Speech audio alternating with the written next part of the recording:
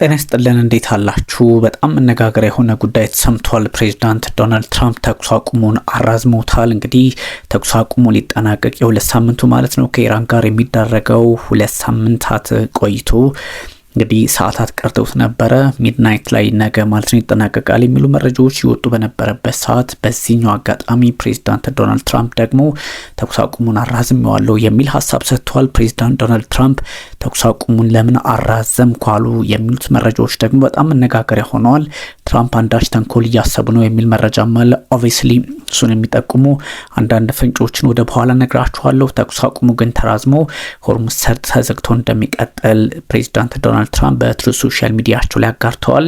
በፓኪስታንና እንግዲህ ወይም ደግሞ በፓኪስታን መሪዎች አማካኝነት በሻህባዝ ሻሪፍና ፊልድ ማርሻሉ አሲም ሙኒር ጥያቄ መሰረት ሪፐብሊካኑ ውሳኔ ማሳለፋቸውን ይፋ አድርገዋል። እንግዲህ እነሱ ስለጠየቁኝ እኔ ተኩስ አቁሙን አራዝሜዋለሁ የሚል መረጃ ነው የሰጡት።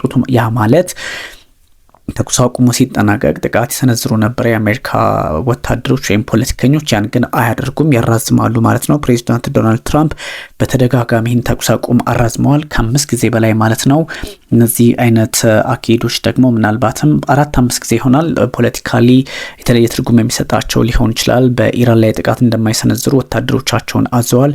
እንደምታስታውሱት እንግዲህ የ48 ሰዓታት፣ የ5 ቀናት፣ የ10 ቀናት፣ የ2 ሳምንት አሁን ደግሞ አላወቅንም እስከ የትኛው ሰዓትና ጊዜ እንደሚቀጥሉ። ግን ደግሞ እሳቸው መረጃ እስኪደርሰኝ ድረስ ወይም ደግሞ ከኢራን በኩል ግልጽ የሆነ መረጃ እስኪመጣ ወይም ደግሞ ራሱን የቻለ አቋም ያለው መረጃ እስከምናገኝ ድረስ እንቀጥልበታለን በዛ መንገድ የሚል ሀሳብ ነው የሰጡት። ግን ደግሞ ይህን ሀሳብ ለምንድን ነው ፕሬዚዳንት ዶናልድ ትራምፕ ያነሱት የሚለውም እጅግ ብዙ መነጋገሪያ የሆነ ጉዳይ ሆኗል። ሪፖርቱ እንግዲህ የመጣው ፕሬዚዳንት ዶናልድ ትራምፕ ምናልባትም ታስኒም የሚባለው ሚዲያ እንግዲህ ኢራን በፓኪስታን የሚደረገውን ድርድር እንደማትቀበለው ግልጽ ካደረገች በኋላ ይህን ተከትሎ የወጣ መረጃ እንደሆነ ነው እየተነገረ ያለው። ኢራን ወደ ፓኪስታን ጉዞ አድርጌ አልደራደርም፣ አቴንድ አላደርግም የሚል ግልጽ አቋሟን ነው ያራመደችው። ፕሬዚዳንት ዶናልድ ትራምፕ ደግሞ ስምምነት ላይ ይደርሳሉ በሚል ማስጠንቀቂያ ሲሰጡ ነበረ። ከስምምነቱን ባሻገር ፕሬዚዳንታው ምክትላቸው ጄዲ ቫንስ ወደ ቀጠናው ያመራሉ የሚል ሀሳብ ነበራቸው። አላመራም። እንግዲህ እስካሁን ምንም የሰማነው ጉዳይ የለም። ኢስላማባድም ዝግጅቷን በሙሉ አጠናቃ ስጠብቅ ነበረ፣ እሷም አልተሳካላትም። ምንም እንኳን እንግዲህ ጥቃቱ እንዳይሰነዘር የተለያዩ ጉዳዮችን በማድረግ በተወሰነ መጠን እዚህ ደረጃ ላይ ማድረስ መቻልም ትልቅ ነገር ነው። ኦብቪየስሊ እሱን አለማድነቅ አይቻልም።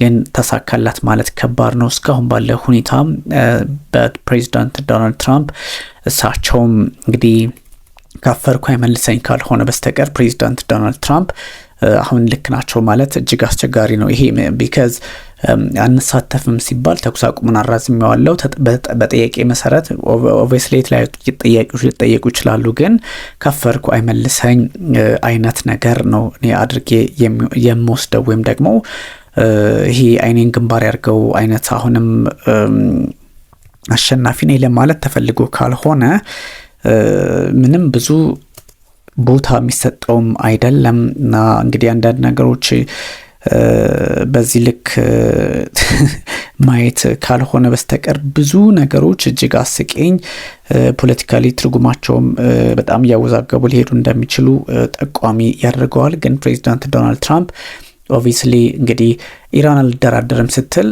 እሳቸው አራዝሜዋለሁ ካሉ ያው ካፈርኩ አይመልሰኝ የሚለውን በእርግጥም እንደው የሚያስኬድ ይሆናል። ይችኛዋን ጉዳይ ግን ስትነሳ በጣም ብዙ ሰዎች በተለያየ መንገድ ጥያቄ እያነሱ ይገኛል። ፕሬዚዳንት ዶናልድ ትራምፕ attempting to pressure Iran by pointing to fractured leadership ባለመግባባታቸው ምክንያት እየተግባቡ ስላልሆነ ትክክለኛ ሀሳብ በሁሉም ሳይድ ያለውን ያካተተ ሀሳብ እስካላገኘው ድረስ እኔ በዚህ ጉዳይ ላይ ጦርነቱን ወይም ደግሞ ለሰነዘረው ያሰብኩትን ጥቃት በተወሰነ መጠን አራዝሜዋለሁ የሚል ሀሳብ ነው የሰጡት። ግን ይሄ ምን ያህል እውነት ነው የሚለውም በብዙዎች ዘንድ ጥያቄ የተነሳበት ይገኛልና ይሄ ለምንድን ነው ኢራን አልሳተፍም ማለቷን ተከትሎ የሰጡት ሀሳብ ከዚህም ብቻም ባሻገር ደግሞ ከዚህ ውጭም ደግሞ በተለያየ መንገድ ትራምፕ ሀሳባቸውን መግለጽ ሲያቅታቸው ሌላ አይነት የፖለቲካ አውድ ውስጥ ገቡ የሚሉ ነገሮችም እንደዚሁ እየወጣባቸው ነው።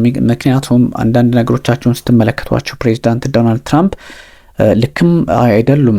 ያ ማለት ተኩስ አቁሙ በቃኝ ከዚህ በኋላ አሜን ለዚህ ለድርድር ወደ ፓኪስታን አልጓዝም የሚል ሀሳብ ስትሰጥ ኢራን ፕሬዚዳንት ዶናልድ ትራምፕ ደግሞ አራዝመዋለሁ ሲሉ በእርግጥም ብዙ ሰዎች ይህን ጉዳይ ከተለያየ አቅጣጫ ላይ ያዩት አይችሉም። ኦብቪየስሊ እኔም በሆን እንደዛ ነው የምመለከተውና የትራምፕ ጉዳይ እጅግ መነጋገሪያ ሆኗል። ግን ይሄን ነገር ያመጡበት ምክንያት የአሜሪካን የውጭ ፖሊሲ ኤክስፐርት ባርባራ ስላቨንን እንግዲህ አናግረው ነበረ የአልጀዚራ ሰዎችና ምንድነው ያሉት? ትራምፕስ አናውንስመንት that a ceasefire with Iran will be extended until it seriously fractured leadership presents a unified proposal ዩኒፋይድ የሆነ ፕሮፖዛል እንግዲህ እስኪደርስ ድረስ እየተከፋፈሉ ስለሆነ አሁን እየተከፋፈሉ ስላስቸገሩን አንድ ሆነው ዩኒፋይድ የሆነ ፕሮፖዛል እስከሚሰጡን ድረስ አራዝመዋለሁ ነው ያሉት። ይህን ሲሉ ግን ተንኮል አስበዋል። ተንኮላቸው ምንድነው? ትራምፕ በትክክልም እዚህ ላይ ያለውን ፖለቲካ ያዩበት መነጽር ሌላ ነው። አንደኛ መከፋፈል እንዳለ ለማስመሰልና ለመከፋፈል እንደሆነ ተንኮል ያለበት ነው ተብሎ ይታሰባል። ከዛም ባሻገር እንግዲህ ካፈርኩ አይመልሰኝ ነው እንዳልኳችሁ እንጂ ሌላ ምንም ትርጉም ሊሰጠው አይችልም። ከዛ ሲሻገር ደግሞ ኦብቪየስሊ ኢራን አልደራደርም ያለችበትን ድርድር አይታሰብም ያለችበትን ስትመለከቱ ብዙ ነገሮች ጥያቄ ውስጥ እንዲገቡ ሊያደርግ ይችላል። ስለዚህ ባርባራ ስላቨን አልጀዚራ ሲያናግራቸው ፕሬዚዳንት ዶናልድ ትራምፕ ዩኒፋይድ የሆነ መረጃ እስካልደረሰ ድረስ ወይም ደግሞ ተግባብተው ፕሮፖዛላቸውን ኢራናውያን እስካላቀረቡ ድረስ እንግዲህ አንመታቸውም የሚል ሀሳብ ነው የሰጡትና ይችኛዋ ትንሽ ለመከፋፈል አስበው ያደረጉት ነው እየተባለ ይገኛል። ስለዚህ a way to cover the embarrassment that the US was prepared to send the vice president to Pakistan and Iran was not ready to do so። እንግዲህ ከዚህ በላይ የምር ለአሜሪካ ፖለቲከኞች የሚያስፈራ ነገር ያለ አይመስለኝም። ቢካዝ ያው ትንሽ ተዋረዱም የሚያስበል አይነት ነው። ቢካዝ ጄዲ ቫንስ አልሄዱም። ሊሄዱ ሁሉ ነገር ካለቀ በኋላ እንግዲህ ሄደዋል፣ ጉዞ ላይ ናቸው ምናምን ሲሉ የነበረው ትራምፕ አሁን ትንሽ እንደውት እንደ ሀፍረት ትራምፕ ሳይዛቸው አልቀረም። ትራምፕ እምነት ሀፍረት ያዛቸው መሰለኝና ከዛ አንፃር እንደው ብዙ ነገሮች ሊታዩ ይችላሉ። ኦብቪየስሊ አሁን የፖለቲካል ላይ መስል ይችላል፣ ግን ኦብቪየስሊ እንደዚህ አይነት ባህሪም አላቸው ፕሬዚዳንት ዶናልድ ትራምፕና መግለጫውም እሱን ነው የጠቆመኝና በጣም ብዙ ነገሮች በዛ ልክ ቢታዩ መልካም ነው። ቢካዝ ኦፍ ኮርስ ኤምባራስመንቱ ስላፈሩ ነው ትራምፕ አፈሩ ከሚለው አንፃር እንደዚሁ ይቺው እንግዲህ ባርባራ ስላቨን የአሜሪካን ፎሬን ፖሊሲ ኤክስፐርት ናቸው። እሷ ናት እንግዲህ ያደረገችው። ስላቨን ሳይድ ቅድም እንደነገርኳችሁ ማለት ነው ትራምፕ ፋይንድስ ሂምሰልፍ ክሊርሊ ኢን ካውንደሪ ነው የተባሉት ኦፍ ኮርስ ላያስብላችሁ አይችልም። this war hasn't gone the way he expected from the very beginning and Iran has discovered new leverage in control of Hormuz እንዳሰበው አልሆነለትም። ትራምፕ ጭራሽ ሆርሙዝ ሰርጥን ይዛ እያስጨነቀች ሲገኛለች ኢራን የሚል ሀሳብ ነው የወጣው። አሜሪካ እንግዲህ ጉዳዮችን ማክሲማል ዲማንዷን በጣም ማክሲማል የሆነውን ዲማንድ ማብረድ አለባት እንጂ መደራደር አለባት እንጂ ኢራን በዚህ ልክ ቁመኗን ካስቀመጠች ቀላል ተደርጎ ሊወሰድ አይገባም የሚሉ መረጃዎች ይወጡ ይገኛሉና እንግዲህ የትራምፕ ኢን ኮንደሬ አፍተር ኤምባራስመንት ኦቨር ኢራን ቶክስ ያው ተዋርዷል በሚለው ላይ በጣም በነገራችን ላይ ሀሳብ እየወጣባቸው ነው። ዩኒፋይድ ብሎክ ኦፍ ፒፕል ራኒንግ ኢራን ኮንትራሪ ቱ ትራምፕ ስቴትመንት።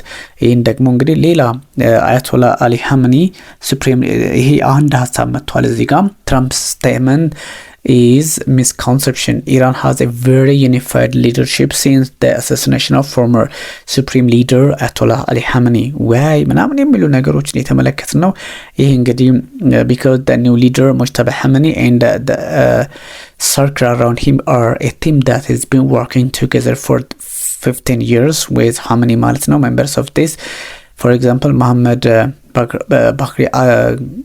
Bakr Ghalibaf እሳቸው እንግዲህ በዚህ ልክ ከፍ ብለው የሚታዩ ሰው ናቸው የሚል ሀሳብ ነው የተሰጠው። ስለዚህ 10 ነጥቦቹንም ከነሱም ውጭም በመሆን ነው እንደዚህ አይነት ሀሳብ የሰጡ። ስለዚህ አሁን ሁለት ኃይሎች አልተሳካላቸውም፣ ትራምፕም አልተሳካላቸውም። አት ሴም ታይም ወደኋላም ወደፊትም የሚባል ጉዳይ ስላልሆነ ሲዝፋየሩን እንግዲህ ኤክስቴንድ ሲያደርጉ ፓኪስታን ሊደርስ ወርኪንግ ደ ፎን ኢን ቢድ ቱ ሳልቫጅ ሰከንድ ራውንድ ኦፍ ቶክስ ግን እሳቸው እንግዲህ ኖ ሞር ከዚህ በኋላ ጦርነት አያስፈልግም እስከ ማለት ሊደርሱ እንደሚችሉም ይነገራል። ግን ኦብቪየስሊ ችኛዋን ነገር በቀለል አድርገው ማየት እንደማይቻል ለማስረዳት ነው ፕሬዚዳንት ዶናልድ ትራምፕ በዚህ ልክ ነው እንግዲህ አቋማቸውንም ያስቀመጡት። ብዙ ሰዎች ከለተሸነፈ ከለሸነፈ የሚሉት አይደለም። ትራምፕ ግን እንደ መሪ ያሰቡትን አላሳኩምና በዚህ ላይ ትንሽ ጥያቄ ይነሳባቸዋል። ከዛም ውጭ ደግሞ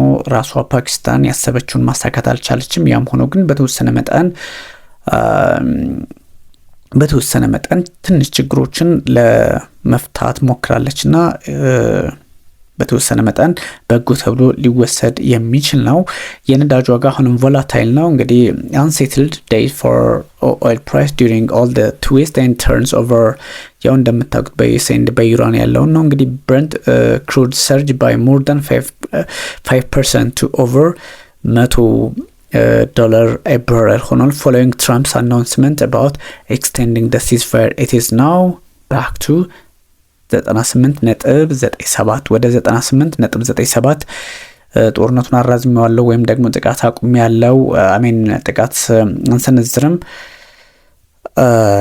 የሚል ሀሳብ መነሳቱን ተከትሎ ነው እንግዲህ የነዳጅ ዋጋን በዚህ ልክ የጨመረውና the announcement from Donald Trump that has agreed to extend the ceasefire with Iran indefinitely is quite a turnaround from his position just a few hours. ያው እንደምታውቁት ካልመታው ሲሉ ነበረ። አሁን ያቆም ለውጥ ማድረጋቸውን የሚጠቁም ነው የሚል መረጃ ነው እንግዲህ የወጣው። ስለዚህ አሁን ደግሞ እንግዲህ ቀደም ሲል እንደዛ ነበረ። የነዳጅ ዋጋም አሁን 98.7 በመቶ ኦይል ፕራይስ እንግዲህ ቮላታይል መሆኑ ይታወቃል። ትንሽ የመውረድ አጋጣሚ ደግሞ ተፈጥሯል። ፕሬዚዳንት ዶናልድ ትራምፕ ጥቃት አንሰነዘረም በሚለው ማለት ነው። ስለዚህ ትራምፕ ጊዜ እየገዙ ነው የሚል መረጃም አለ። ብዙ ነገሮች ተለዋዋጭ ሆነዋል። ውድ ተመልካቾች ግን ፕሬዚዳንት ዶናልድ ትራምፕ ማራዘማቸው በየትኛው መንገድ እንግዲህ ፖለቲካዊ መፍትሄ ይምጣም ግን ለጊዜው በጎ ነው። እነዚህ ሀሳቦች አሉ። ሞር እንደው ጉዳዩን እንዲደርሳችሁ ነው ተንተን ያለውን ነገ ይዤላችሁ መጣል።